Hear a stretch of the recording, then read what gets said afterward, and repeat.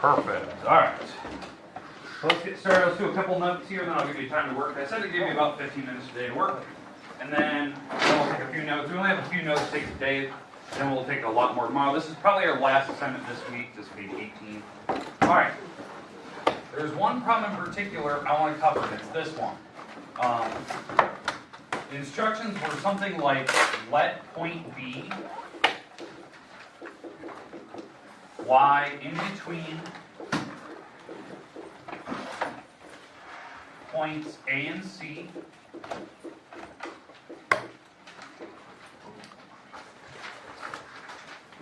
A and C on a segment. Find the value for the variable. The value for the variable. Now we did one of these pretty much right at the end of class yesterday, but we need to cover it to make sure. We need to cover to make sure that you know kind of how to set it up, how to do it. Okay? I know some people really struggle with that. They look at that and they're like, I have no idea what that's even telling me. Well, the first sentence is telling you how to draw the picture, which you should probably do. And then the second part tells you what your end-all, be-all goal, right? That you want to find the value for the missing variable on this particular problem. Now, below this instruction, these are in bold, right? Below that, that's where they give you problem number, I don't know, let's make it up. Let's say it's problem number 24. I don't have any idea. No, let's say it's 24. Okay? Where this is below it. It says AB is let's say it's a 5x plus 10. BC is a 2x minus 3. And AC is a 8x minus 6. Now, a lot of people look and they go, God, I have no idea what that's even doing. What is that? You're going to draw the picture, and then we're going to label the parts on the picture with the things they're giving me. Now, obviously, what is the variable in all of these expressions? X. That's what you're solving. That's what this is asking for. Find the value for the variable. Well, that's X. Duh, that's the unknown. For the people that want the bigger, broader goal, there's people that are asking for like the meaning of life. Like, what are we doing this for? Like, what is this? What's the purpose of finding X? X is that special number that makes this problem work. And I'll show you once you see the picture. It makes makes all three of these items work perfectly together. And so let me explain. The picture is we're on a segment. So what do segments look like? You can measure. We can measure. So they come 2 points at the end. 2 points on the end. So let's draw that. We have a stick, a segment, with 2 points on the end. That's the best way you can put it. The end points are A and C. B is somewhere in the middle, in between them. That's the drawing. That's what it said in line number 1. When I'm doing my homework, let's say that's my homework problem, 24. That's the picture I would draw in my homework. I know it seems silly, like it didn't ask you to draw a picture. But me personally, I need to see that picture. I'm a very visual person. I need to see that. Because I don't know what these pieces are until I label it. So now that I know that B lies in between A and C somewhere, now I can label what these are. These are the lengths of those sticks. So AB, the top one, this one. AB is the length from A to B. That's this length, whatever that number is. A to B is 5x plus 10. That's how long it is. I don't know what that is. It's a specific length, right? And then BC is the 2x minus 3. All right, I'll stop there. Does that make sense a little bit more? Okay, so it's the length of those sticks. Now, the last one, AC, is the entire thing. That is, AC is going from the start to the end. That is the 8x minus 6.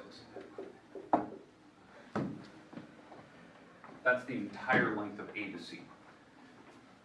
So the reason why they're giving you all three parts is now you can set up your Algebra 1 problem. Because now it's just segment addition. That you can add the two smaller pieces together, now that I know which ones are which. I can add these two together and set that equal to the overall piece. Because these two added together should be the entire length. Because that's the idea, they're placed right next to each other. It's one stick all the way across. So here we go. So we're going to add the two smaller pieces. That's the 5x plus 10, plus the 2x minus 3. So those are the two sticks added together, and that should equal the entire thing, which is the 8x minus 6. Make sense? No. Yes or no? Yeah. Okay, I thought you said no. All right. Now, again, the purpose. We're finding x, right? We're going to find the unknown. And again, what I said earlier, like some people want the grand picture. They want to see what's the meaning of life. Why are we doing this?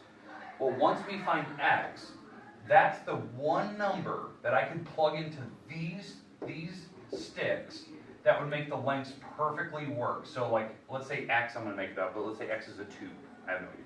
But if x is 2, I can plug the 2 in to all these x's, and it would make this stick a very specific length, it would make this stick a very specific length, and when you add them together, it would be the exact same number as that thing with the 2 plugged in. We're looking for that one number that makes it perfect. Okay, so how do you solve that algebra problem? Please. You combine like terms. Exactly. So like terms, if you don't understand that, that's adding things with x's. So that's 7x, 5 and 2. Adding like terms is the 10 and negative 3.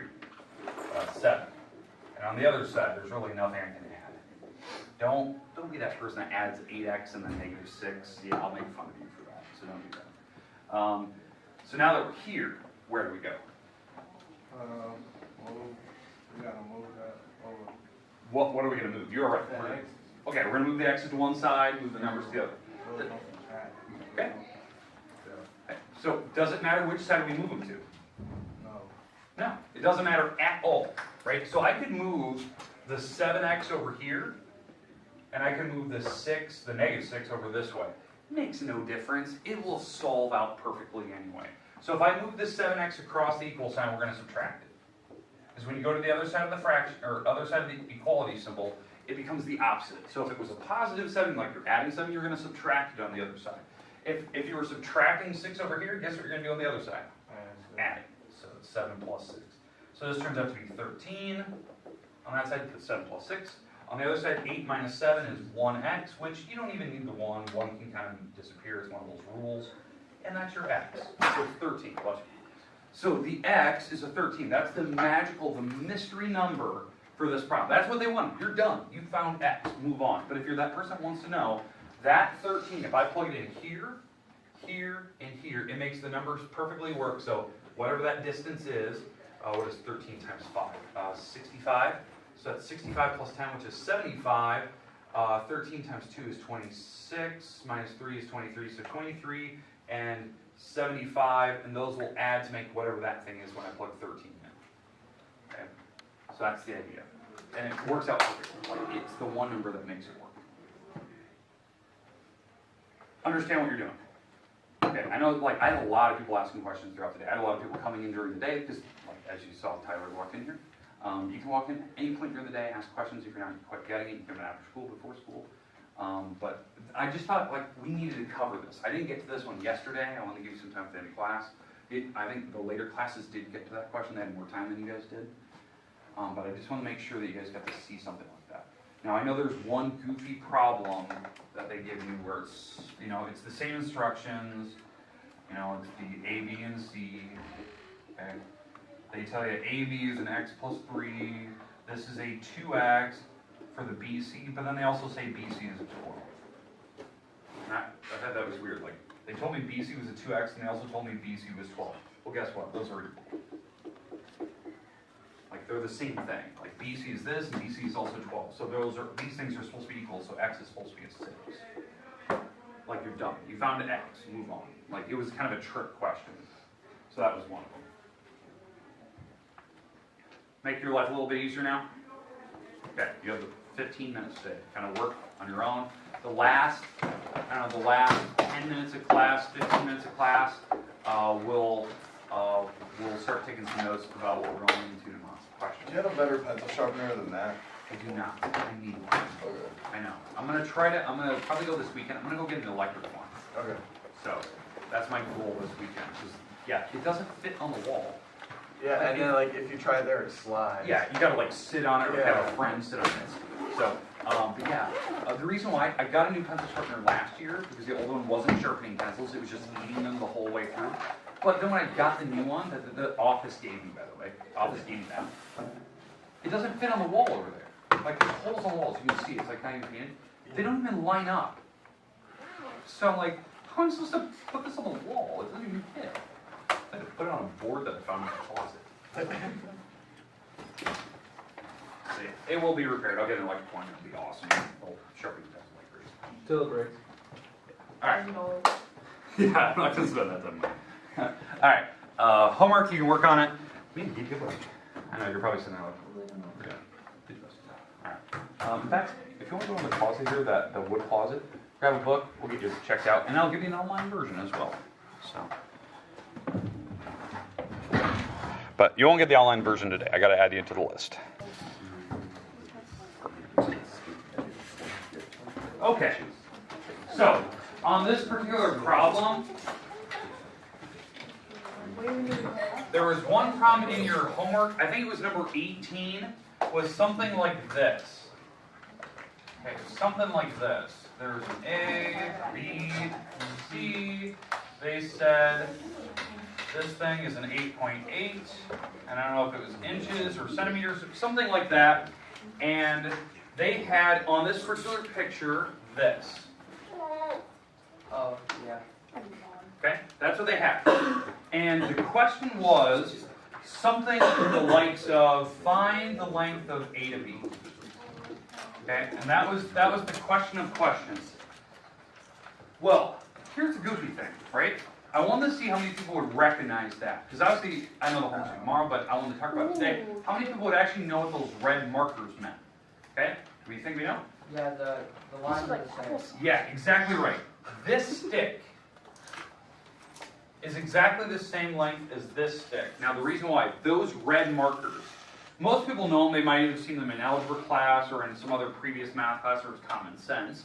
But for some people they don't know that because the word that goes with it is called congruent.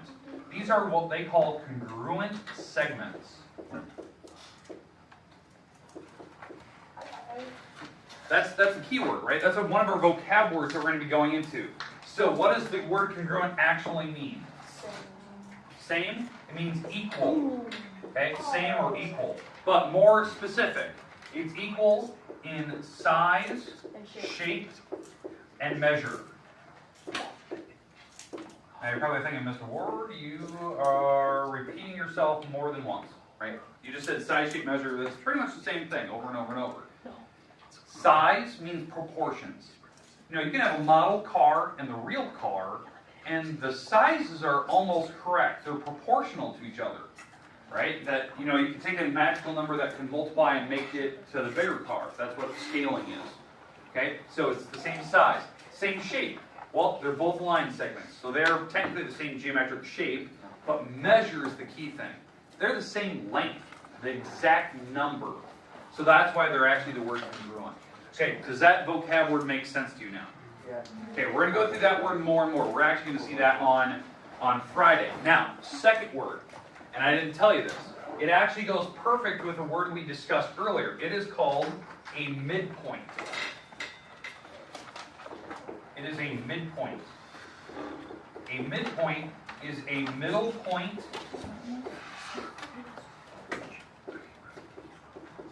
on a line segment.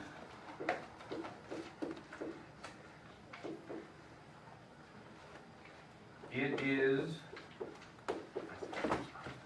on or in the exact center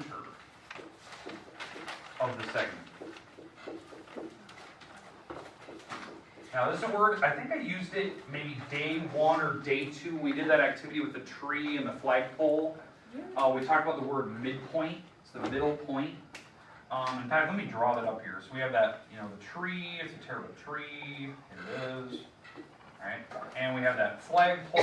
Okay, there's my flag. You could stand on a segment, a line, and stand directly in the middle. This is the midpoint. It's right on the actual line that connects the two objects. It's perfect center. It's making two congruent segments. It's splitting something in half. So in this case, B in this case is the perfect midpoint, middle. Now, the reason I bring this up, is because if you stand somewhere else, let's say you stand up here. So here's my terrible artistic talent. So there's you standing. You could still be the same distance from the objects. You could still be the same distance from the object. So the distances are actually congruent, right? I can put the little hash mark saying that those are exactly the same distance, but you're not on the midpoint. Midpoint is when you're on one straight line and you're in the middle of it. You're in the middle of a queue line if you're waiting queue in line, right? But when you're standing equal distance from an object, that's just called equidistant. Because you're standing away from the object, you're not staying on a straight line in between. Do we see the difference between just being equidistant and on the midpoint? Okay, so that was a key word that I want to talk about. You can have objects that are congruent, but you don't have midpoints because of this situation. Okay, they could be at L shapes from each other. Okay, that's it. That's all I want to talk about today. Because hopefully that helped you out with number 18, correct? Okay, that was one of the problems. Hopefully you can fix that if you didn't know. Because I think on 14, to find this number, find this magical number, you have to take 8.8 divided by 2. Okay, alright, that's it for today. You have about 7-8 minutes, so calm down and relax. Like, go for it.